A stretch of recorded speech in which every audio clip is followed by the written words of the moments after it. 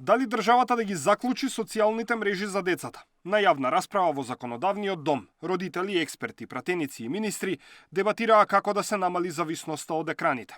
Давањето мобилни телефони уште од најрана возраст за децата мирно да јадат е всушност најголемата грешка која ја прават родителите. Адолесцентниот психијатар Камелија Симеонова вели, модерното општество и технологијата доведуваат до тоа сите психијатриски растројства да почнуваат се порано и порано. Детското мозъче се развива до 5 година. И дека ние од најрана возраст ги изложуваме децата да јадат со таблет, да јадат со телефон, да имаат секакви активности со телефон и ние им предизвикуваме зависност. Многу е интелигентно да се фокусираме во раниот развоен период, бидејќи ако ние ги направиме децата да бидат адиктивни, очекувано дека адолесценцијата како најголема бура, како најголема криза, нема да биде плоден период да поставиме правила и граници. Јавната расправа доаѓа на иницијатива на околу 3000 родители кои бараат забрана за користење на социјалните мрежи. Воведување на старосни ограничувања, и тоа за лица под 13 години со целосна забрана за пристап до профили, лица од 13 до 15 години да користат само со родителска согласност, а лица над 16 години слободно да може да самостојно да ги користат социјалните мрежи. Големите технолошки компании и нивните алгоритми се направени да стимулираат се поголема и поголема активност и вклученост на корисниците.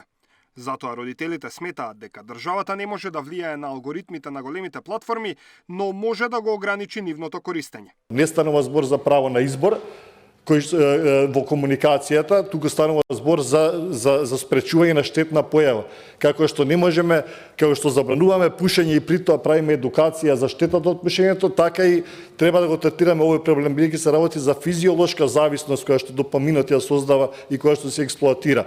Министерот Андоновски предложи целосна забрана за употреба на мобилните на наставата на целата територија на државата со оглед на тоа што одредени училишта веќе имаат такви забрани, но и воведување на видеонадзор за поголема безбедност.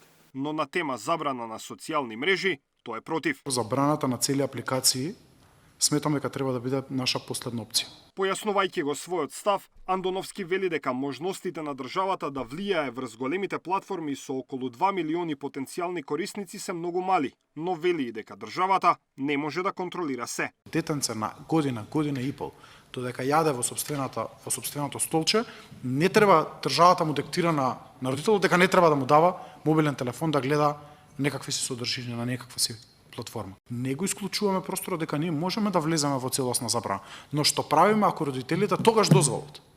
Ќе влегуваме во секој дом, ќе гледаме во секој мобилен телефон кој го користи мобилниот телефон во домот на родителите?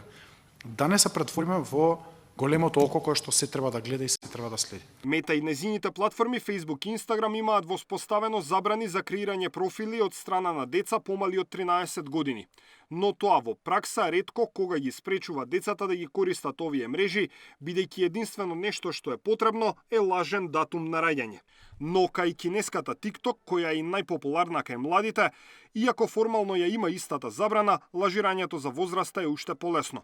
Дополнително, нивните алгоритми се уште поагресивни во привлекувањето на вниманието кај младите. Даниел Василев, Сител телевизија.